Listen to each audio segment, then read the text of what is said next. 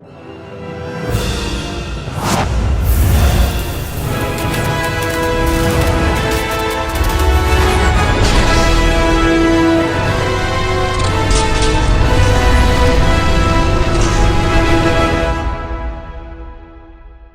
going on, everybody? Welcome back to another video, and in today's video we're going to be talking about a film I got to check out just a little bit early, and that movie is called Quiz Lady. Directed by Jessica Yu and written by Jen D'Angelo, this film stars people like Awkwafina, Sandra Oh, Will Ferrell, Holland Taylor, Jason Schwartzman, and many more. And before I get too far into this, I'd like to say a big thanks to those kind folks over at Disney and 20th Century Fox for sending me over an early screener for Quiz Lady. This is a movie that's going to be coming to Hulu here in the States starting on November 3rd, and for the countries that do not have Hulu, it will be available via Disney Plus via the Star portion of that app. So again, a big thanks to Disney and 20th Century Fox for this early screening link. And so going into this, I knew nothing about it. I hadn't even heard about this movie, and when I saw my email, I was like, okay, Awkwafina, Sandra Oh, let's check this movie out. I'm definitely interested just because of the cast, and also just because this is coming to Disney Plus, and this is actually my first official screening link for a Disney Plus movie, or Hulu depending on where you're from. But let's talk a little bit about what Quiz Lady is all about.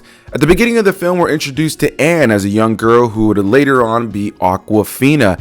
And she's coming from a household where her parents are getting divorced, her mother has a gambling issue, and her older sister, who in the future is played by Sandra Oh, named Jenny, is far more focused on herself and trying to become a celebrity, trying to become an actress, and doesn't really spend too much time with her younger sister. And so Anne has found herself mostly attached to a TV quiz show that has Will Ferrell's character as the host. His name is Terry McTeer, and she's just kind of locked herself into this TV show. And we port to her being an older woman who now she's working the regular desk job. She's pretty quiet, she's awkward. She just mainly spends all of her evenings with her little pug named Mr. Linguini, and just watching this quiz show. She hasn't missed a single episode, a single night of this quiz show, and she's incredibly good at it. And then one day she ends up getting a phone call from the nursing home that's watching over her mother, that's pretty much saying, hey, we don't know where your mother is. They don't know where she went to. She disappeared, which ends up bringing her sister Jenny, played by Sandra Oh, back into the mix,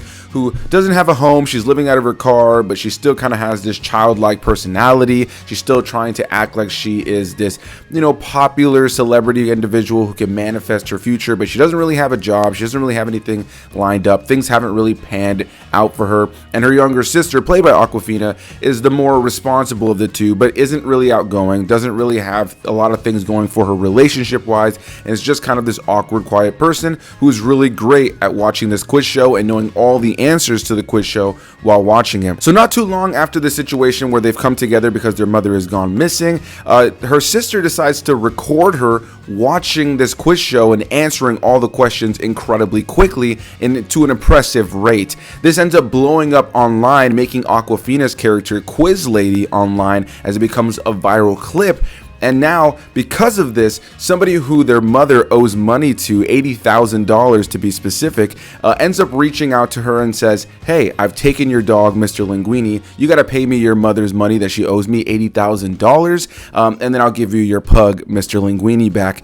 And because of this, she now is kind of put in a situation, because of the hype of this viral clip that shows that she is Quiz Lady. She's now put in a situation where she has to go to actually perform on that quiz show she watches on TV, hosted by Will Ferrell, and that's the way she's going to try to make the money back to be able to save her dog because of the situation her mother's put her into. There's a lot going on in this movie, but at the same time, it's a fairly simplistic and straightforward movie. In a lot of ways, this film for me was reminiscent of a lot of comedies of the early 2000s, which at times was both a positive and negative. And I'm happy to say, though, overall, I enjoyed the film. It was a film that at times was losing me, and I wasn't fully sure if I was going to enjoy it by the time we got to the end of the movie, but I found myself feeling nicely emotional in a pleasant way, as this film is, again, reminiscent of a time that I grew up in. There's some cheesy humor to it that just feels very much of an older time, which was, kind of nostalgic in a way. But at the end of the day, it's a movie that has a really nice message about breaking out of your comfort zone, about kind of pushing for things that you would like to do, but oftentimes tell yourself you can't do, and also has a nice sister relationship throughout the course of the film that can start off rather irritating and ultimately end up in a place that's rather endearing or charming. I found this film for the most part to be a pretty straightforward movie that I don't necessarily think is reinventing the wheel or doing anything narratively that you haven't necessarily seen before, but ultimately, like I mentioned, has a nice message, is well shot, is well performed, and does have some moments that are pretty funny throughout the course of the film. Now, because it's a comedy, and like most comedies, there are some jokes that are going to be hit or miss, and because I'm kind of saying it's reminiscent of something from the early 2000s, I found that some of the humor sometimes was a little too on the nose to the point where it just kind of came off either obnoxious or just flat out kind of just cheap and boring stuff we've seen in comedies time in and time out. But that's not to say that I didn't find the film to be funny or charming or enjoyable still. There were plenty of moments that maybe didn't make me laugh out loud, but maybe gave me a little bit of a chuckle or a smile on my face, and ultimately, I think what this movie really has going for it is that sister relationship over the course of the film, because you have this younger, awkward sister in Awkwafina who's just now is kind of put in this situation where she's going to be put on TV. It's something she's super uncomfortable with. She's great with doing the quiz show at home and answering all the questions, but now she's in front of a TV audience and in front of people that she looks up to, like Will Ferrell's character, and now she's being televised out to the world, and this is really, really daunting for her. Meanwhile, she has to do this with this sister played by Sandra Oh that she's been reunited with, that they don't necessarily fully get along. She feels like in a lot of ways her bigger sister was never really there for her, and she kind of just left to go and try to chase her dreams and kind of left her behind with this mother with gambling problems amidst this divorce. And they have some things to work through at the very beginning of the film, and I found that the journey of the two of them is what made this film the most charming and the most endearing, with Sandra Oh and Awkwafina, I think, having great chemistry throughout the course of the film. And even if every moment with the two of them didn't work for me in the long run, I ultimately really enjoyed it, and I enjoyed that nice message that's at the very end of the film. I think where I would find that this movie is the weakest ultimately is in the overall stakes. As I mentioned before, the inciting incident is now this main character has to kind of make up this money to pay off her mother's debt, and her dog has been taken from her.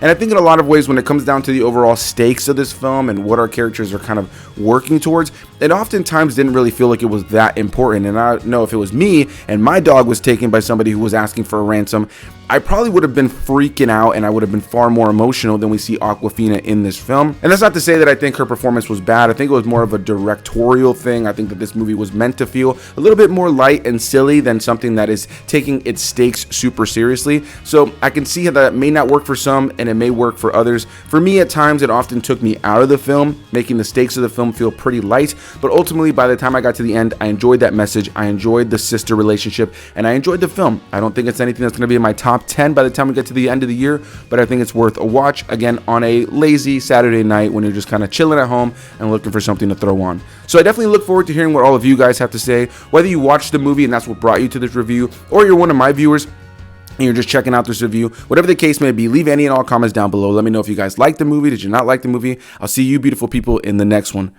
Bye-bye.